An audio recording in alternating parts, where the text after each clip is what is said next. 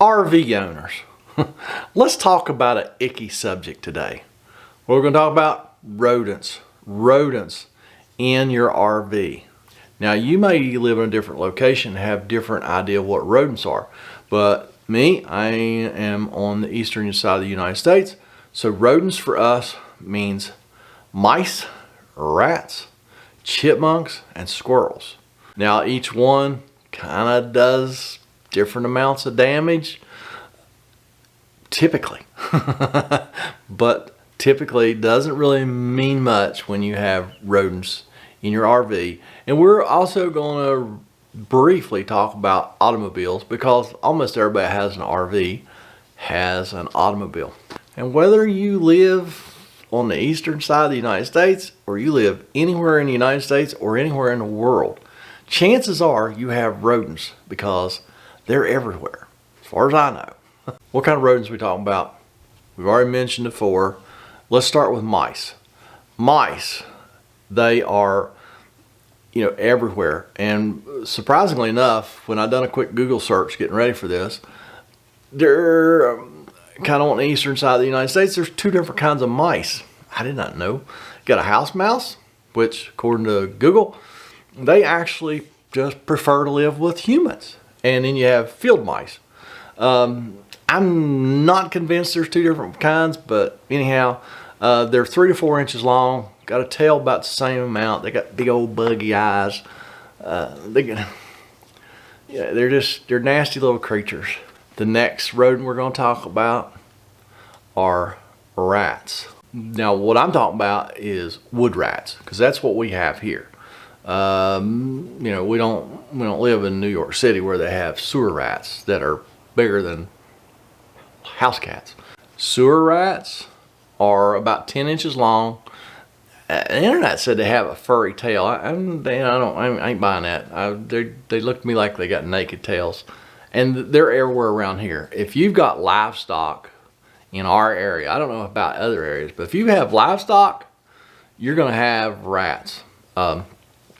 Whether it's cows or goats or chickens, horses, cows, there's always going to be feed laying around, and wood rats will come out of the woodwork.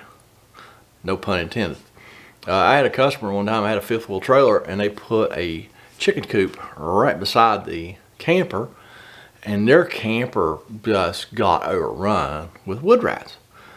These crazy things, I don't remember them ever doing a lot of damage, like chewing wires or nothing like that, but they chewed holes in the walls of the camper. Inside the camper, rather than walk 3 feet, around the wall to get to the other side, they just chew straight through. This thing was full of holes. It was ridiculous. Chipmunks. Now, they are 3 to 6 inches long, and now they do have furry tails about half the length of their body. Now, typically, these things are not moving into your house or your car to live. Typically, they're just storing nuts and stuff like that. But they can still do a lot of damage. They can still chew wires and chew plumbing. I mean, they can chew a lot of things if they want to. Squirrels. Everybody's got squirrels. Ours are gray to reddish or somewhere in between. Google search says their bodies are 10 to 18 inches long. That's probably about right. They do have a furry tail, just about as long as their body. And again, squirrels are typically not coming into your RV or your car to live. They're just using it to store their food, their nuts. We've all seen pictures and videos on the internet of raising a car hood and the whole engine bay be full of nuts. So it happened. And again, they will be destructive as well. I was doing a section hike one time and parked my pickup in a parking area. Come back a week later, wouldn't start, and raised the hood, and there's squirrel tracks all over under the hood, and they had gotten down in there and chewed a wire off. Cost me way too much money. So they will be destructive, as well as just using your your vehicles and your RVs to store their food. How do you keep them out? Well, there's a million answers to this question, and probably none of them really work. It just seems like if they want to go, they're going to go. You know, they say that a full-grown mouse, you know, is 4 inches long, 3 to 4 inches long, and it can go through a hole the size of a dime. And I mean, not squeeze through it, just like walks through it. So they're really hard to keep out. And they are super destructive. I have seen so much damage caused by mice. They like chewing on wires. They like chewing on plumbing. I've seen them be, you know, like below the floor of an RV and want to be above the floor of the RV, and there's a water line, there's a hole, but there's a water line in the way. Well, they'll just chew the water line in two and go up through the hole. Drain lines. I've seen them chew holes in drain lines. They're just super destructive, and they're super nasty because they poop. They must poop every 3 seconds. Because you can have one mouse in your RV and there's poop everywhere. I mean, just poop everywhere. The mouse poop is very dangerous. It's hard if you breathe it. It's just nasty. Okay. They love running around through your ductwork. If they're up in your ceiling, they'll run through your air conditioner ducts. If they're in the floor, they'll be running through your furnace ducts, pooping everywhere. And so you're breathing, if you got mice in your RV, you're going to be breathing mouse poop. Hopefully you're not one of the few that actually have really bad reactions to it. And even if they're not chewing on your wires and your plumbing, they'll chew up your bedding and your couch cushions and everything else to make bedding. They're just really, really destructive. Mice in your cars, trucks, same thing. Just super destructive. Chewing wires, fuel lines, rubber brake lines, chewing up your interior to make nests with. Super destructive. All right, let's talk about rats again. Again, they're super destructive. And they like living with us. Kind of like the mice. I mean, I've had customers that were just inundated with rats. There again, they like chewing through wires and plumbing and just anything they can chew on. They're tearing up your upholstery and your carpet and everything else to build nests with. Chipmunks. They're not so destructive that if just something gets in the way. You know, if they want to go somewhere and there's a wire in the way, they'll chew the wire in two. But they don't like living with us. Doesn't seem like. I can't remember finding a chipmunk nest in an RV, but I have found big piles of nuts. Squirrels, same thing. They just love storing food in your RV or your car. All right, let's talk about how to keep them out of your RV or your car. Let's start with RV. Okay, mice and rats. I mean, one of the best things is just don't invite them in. Never, if you're going to leave your RV for more than a couple days unattended, don't leave any food. Take all the food, or it can be in the refrigerator. They should not get in there, but take all the food out of your cabinets, your drawers. Just don't leave, and clean up after yourselves. Don't leave crumbs. Don't leave food scraps. Don't park your RV or your car near a wood line and leave it unattended. Brush pile, don't do that. Even a field with tall grass, because that's where these creatures live. And then they say, oh look, an RV, we're going to go camping. They love to camp just like we do. Another good way to keep them out is just physical barriers, but an RV is just never very secure. Yes, you can physically close up holes, whether you use construction foam or or an actual physical barrier. You can try and find all the holes and block those. But I mean, seriously, if the mouse wants to get in an RV, you know, if you have that black plastic corrugated underbelly, I mean, it'll take a mouse probably about 3 seconds to just chew through that and make his own hole and go where he wants to go. Rats, same thing. But I mean, you can do all you can do, but you're just not going to stop every one of them. Hopefully you will. Hopefully you're that rare one that can keep them out. I have seen people stuff all those holes with steel wool. I don't know about all that one. I don't know what makes people think that a mouse or a rat is not going to chew and pull the steel wool out of the hole and then just go in a hole. I don't really understand that one. Automobiles. I mean, there's no way to plug up the holes. I mean, your whole vehicle's a place for them to get in and be destructive. I mean, your cars and your trucks, really about all you can do is park them inside of a building that is secure enough to keep the mice and the rats out. Which, I mean, what is that? I mean, I have a metal building, you know, that I work out of up there, and I don't know, I've sealed it up as good as I can, and I still have mice every fall.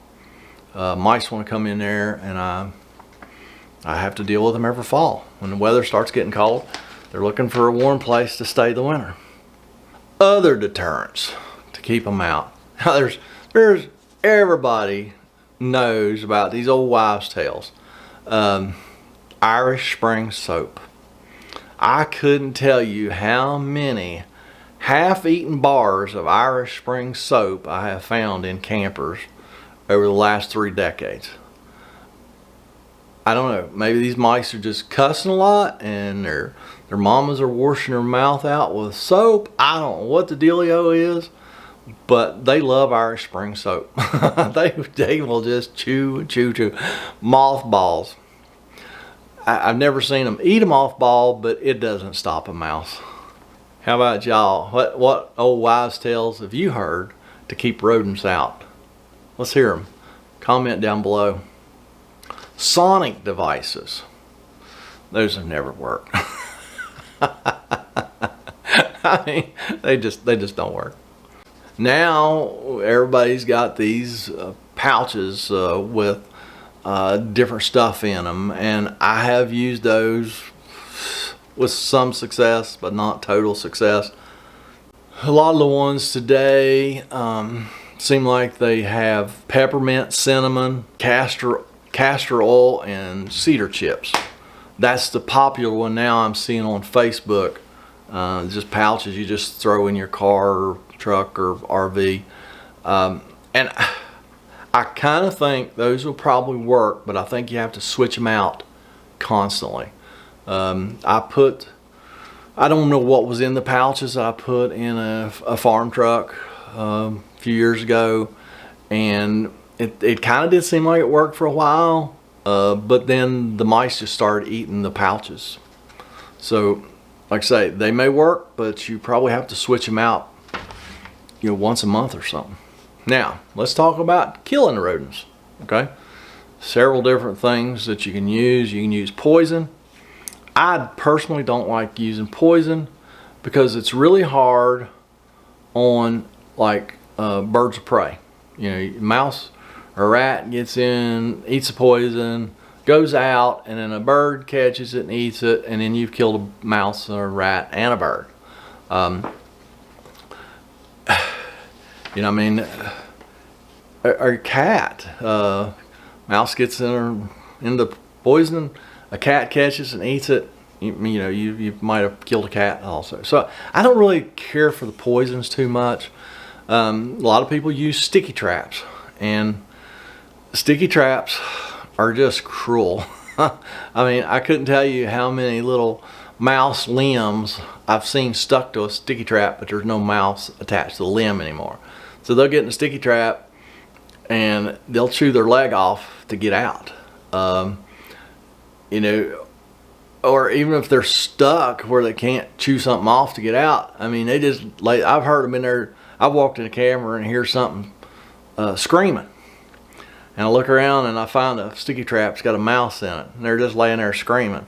I have seen them drag the trap off. You know, they'll get like one leg stuck in it, and they'll drag the trap off and take it somewhere else, and then just lay there and die a slow death. And then and then I couldn't tell you how many sticky traps I've had stuck them in my hair and stuck to my arms and my, you know, you're working around them, you stick your hand in one, and there you are, you're stuck. Snap traps are my favorite. Just the old wooden snap traps. You put a little bait on it, a little peanut butter. They can't resist a little peanut butter. Set the trap, check it often, and you'll catch a lot of mice that way. And if you got rats, they make larger ones for rats. You know, like I say, just quick and humane. They get in there, they try to eat the food, the trap snaps down, usually breaks their neck, pops their little eyeballs out or whatever, you know, but they're dead quickly. And then you just dispose of it, put some more food on the trap, reset it, and go on. Another way to control the rodents is a good cat. That's the main reason we got Bonnie. That's the main reason we got Dad a cat. Dad was getting overrun by squirrels. We had squirrels and chipmunk problems here, and we got Bonnie, and then we got Dad a cat. But now you can't, you know, the cats have to be outside mostly, unless you've got problems inside. But the main thing is you can't overfeed them. We have friends who all their cats are obese, and they get on us because Bonnie's so skinny. Well, no, she's eating the proper amount of food, and she's hungry enough to where she will hunt. Because a fat, lazy cat is no good for rodent control, because they will just lay there and watch a mouse eat their cat food. Chipmunks and squirrels, if you want to try and kill them, I really don't know what the best answer is there. I mean, I guess they would go in a rat trap, but I don't know what you'd bait it with. I don't know if they like peanut butter or not. I don't really know.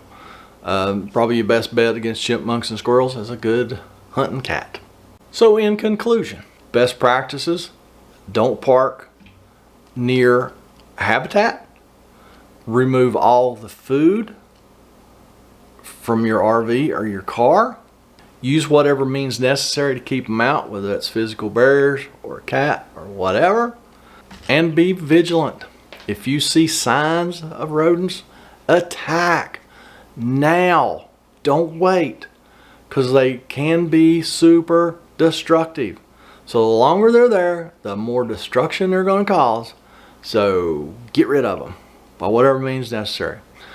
I really appreciate y'all watching. Let me know down in the comment section what I've said wrong, what you do, what works, and let's just all try to keep the rodents at bay. Thanks for watching, and we will see you next time.